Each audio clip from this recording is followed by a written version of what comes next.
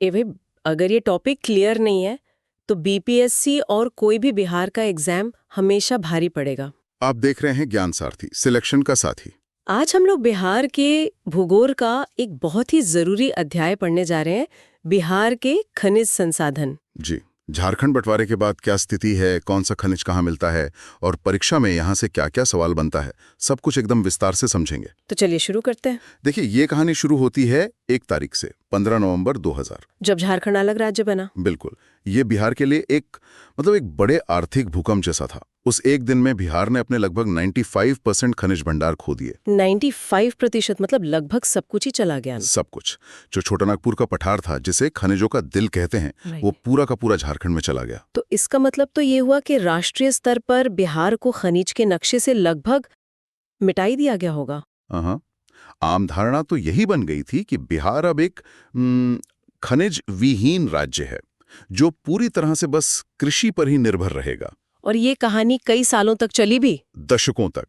लेकिन जमीन के नीचे की जो सच्चाई होती है, वो अक्सर सतह से अलग होती है। अच्छा। जो 5% हिस्सा बिहार में रह गया था, खासकर दक्षिणी बिहार का पठारी इलाका, वो आज भी एक खनिज पट्टी है और असल कहानी वहीं छिपी हुई थी। तो चलिए इसी छिपी हुई कहानी को समझते हैं।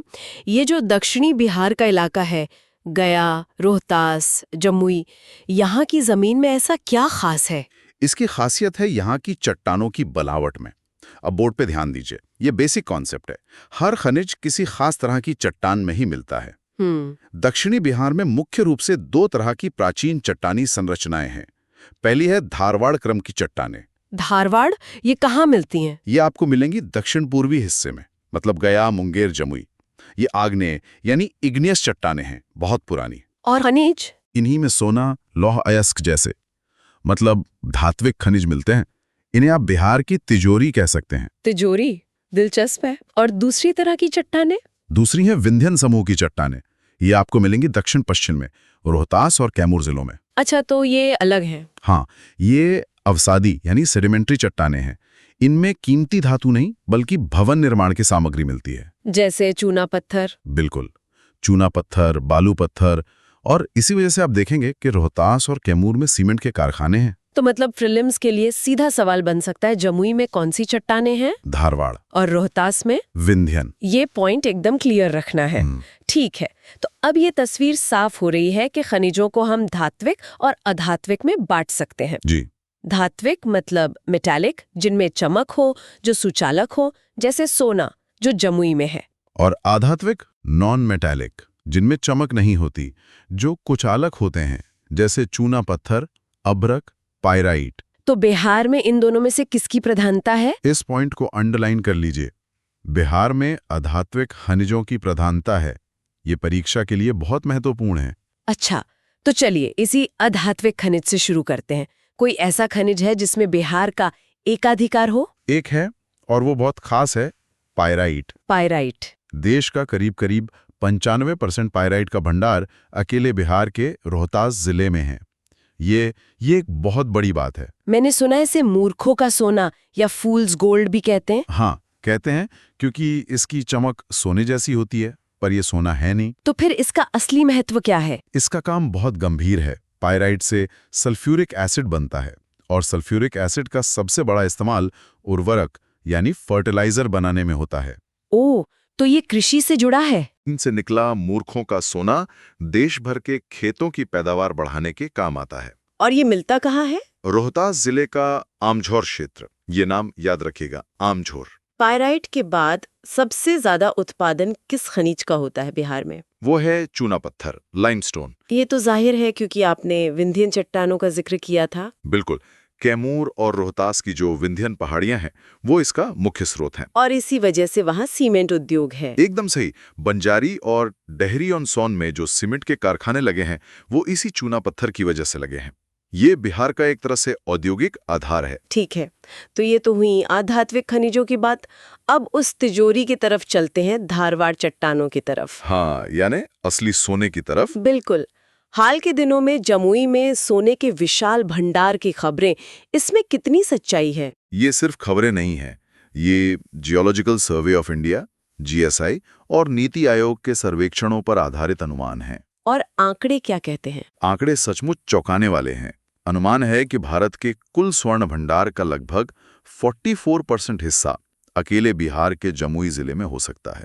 44%, देश का लगभग आधा। ये हाँ, जमुई जिले का सोनो क्षेत्र है, करमटिया, रानी पहाड़ी, वहां करीब 222.8 मिलियन टन स्वर्ण अयस्क होने का अनुमान है। ये आंकड़ा तो मतलब बिहार की पूरी अर्थव्यवस्था को बदल सकता है। अगर इसका सही से खनन और प्रबंधन हो तो बिल्कुल बदल सकता है। ये बहुत ही महत्वपूर्ण खोज है। सोने के अलावा इस धारवाड़ तिजोरी में और क्या है? इसमें एक और विश्व प्रसिद्ध खनिज है, अभ्रक यानी माइका। अभ्रक, हाँ। खास तौर पर नवादा जिले में मिलने वाला रूबी अभ्रक अपनी क्वालिटी के लिए पूरी दुनिया में जाना जाता है। इसका इस्तेमाल कहाँ होता है? ये बिजली का बहुत अच्छा कुचालक मतलब इंसुलेटर होता है। इसीलिए इसका इस्तेमाल इलेक्ट्रॉनिक्स में और इलेक्ट्रिक आयरन में होता है। अच्छा, ताकि करंट ना लगे। बिल्कुल। तो नवादा इसका मुख्य केंद्र है, लेकिन गया और जमुई में भी ये मिलता है। मैंने कुछ रणनीतिक खनिजों का भी जिक्र पढ़ा है, जैसे यूरेनियम। हाँ, ये भी धारवाड़ बेल्ट में ही है। गया के अकबरपुर पहाड़ी में यूरेनियम पाया जाता है। इसका तो इस्तेमाल परमाणु ऊर्जा में होता है। जी, इसका महत्व आप जानते ही हैं। हालांकि अभी भंडार कितना बड़ा है इस पर और रिसर्च की जरूरत है, लेकिन इसकी मौजूदगी ही बिहार को देश के रणनीतिक नक्शे पर एक खास जगह देती है। गया में और भी कुछ मिलता है? हाँ, गया में ही टिन भी मिलता है। देवराज और कुरकुंद क्षेत्र में इसका अयस्क है कैसिटेराइट। ये सब तो आज की और भविष्य की बातें हैं। क्या बिहार के खनिजों का कोई दिलचस्प इतिहास भी रहा है? बहुत दिलचस्प। एक ऐसा खनिज है जिसने बिहार के इतिहास को गहराई से प्रभावित किया है, और वो है शोरा, सॉल्ट पीटर। शोरा, इसका क्या इस्तेमाल था? इसका इस्तेमाल होता था बारूद बनाने में, गन पाउडर। बारूद? हाँ, 17वीं 18वीं सदी में जिसके पास सबसे अच्छा बारूद होता था वही दुनिया पर राज करता था। ईस्ट इंडिया कंपनी यहाँ से बड़े पैमाने पर शोरा का निर्यात करती थी। और ये मिलता कहाँ था? क्या ये भी दक्षिणी पठार में ही था? नहीं, यही तो सबसे दिलचस्प बात है। ये उत्तरी बिहार के जलोढ़ मैदानों में मिलता था, सारण, मुजफ्फरपुर, पूर्वी चंपारण की मिट्टी में। मतलब बिहार की मिट्टी ने ही अंग्रेजों को वो ताकत दी जिससे उन्होंने भारत को गुलाम बनाया। एक तरह से कह सकते हैं ये इतिहास का एक विरोधाभास है। तो शोरा, सोना, पायराइट, कुछ और भी महत्वपूर्ण खनिज है? जी, मुंगेर की खड़गपुर पहाड़ियों में बॉक्साइट के भंडार हैं, लगभग 1.5 मिलियन टन। बॉक्साइट से तो एल्यूमिनियम बनता है। सही। और ऊर्जा संसाधनों की बात करें तो पूर्णिया और कटिहार बेसिन में तेल और गैस की खोज के लिए सर्वे चल रहा है। और कोयला? कोयला भागलपुर में राजमहल पहाड़ियों के किनारे बस नाम मात्र का मिलता है, वो महत्वपूर्ण नहीं है। तो अब अगर हम इसे जिलावार समझें, जी, एक तरह से रिवीजन के लिए। बिल्कुल। अब पूरा नक्शा दिमाग में बिठा लीजिए। दक्षिण पश्चिम से शुरू करते हैं, रोहतास और कैमूर। विंध्यन बेल्ट। यहाँ मुख्य रूप से 3 चीजें याद रखनी है: पायराइट, जो आमजोर में है, चूना पत्थर और सैंडस्टोन। और उद्योग? सीमेंट, उर्वरक और कांच। तो याद रखें, रोहतास = पायराइट प्लस चूना पत्थर। ठीक है, अब चलते हैं दक्षिण पूर्व की तरफ, धारवाड़ बेल्ट में। यहाँ जिले ज्यादा हैं। गया से शुरू करते हैं। गया में यूरेनियम और टिन। सही। फिर नवादा। नवादा मतलब रूबी अभ्रक। और जमुई मतलब सोना। सोना, सोनो क्षेत्र में। अब आते हैं मुंगेर। मुंगेर में बॉक्साइट। जी, यहाँ कंफ्यूज मत कीजिएगा, बॉक्साइट मुंगेर में है, रोहतास में नहीं। ठीक है। और भागलपुर, बांका?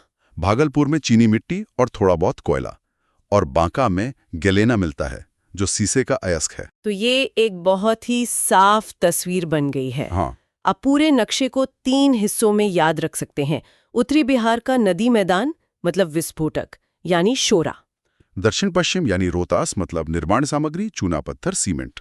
और दक्षिण पूर्व यानी गया जमुई बेल्ट मतलब कीमती धातु और खनिज, सोना, यूरेनियम, अभ्रक। तो साथियों, ये था बिहार के खनिज संसाधन का पूरा विश्लेषण। ये सिर्फ एक टॉपिक नहीं, बल्कि बिहार की भौगोलिक और आर्थिक क्षमता का एक महत्वपूर्ण हिस्सा है। बिल्कुल। ये बताता है कि 2000 में लगभग सब कुछ खो देने के बाद भी बिहार में अपने बचे खुचे संसाधनों के दम पर न केवल खुद को संभाला, बल्कि अब नई खोजों के साथ एक नई आर्थिक छलांग लगाने की दहलीज पर खड़ा है। आप देख रहे थे ज्ञान सारथी सिलेक्शन का साथी। अगर ये जानकारी उपयोगी लगी हो तो लाइक जरूर कीजिए, अपने दोस्तों के साथ शेयर कीजिए ताकि उनको भी मदद मिले। और ऐसे ही परीक्षा पर आधारित कंटेंट के लिए चैनल को सब्सक्राइब करना मत भूलिएगा। पढ़ते रहिए, मेहनत करते रहिए। मिलते हैं अगले वीडियो में।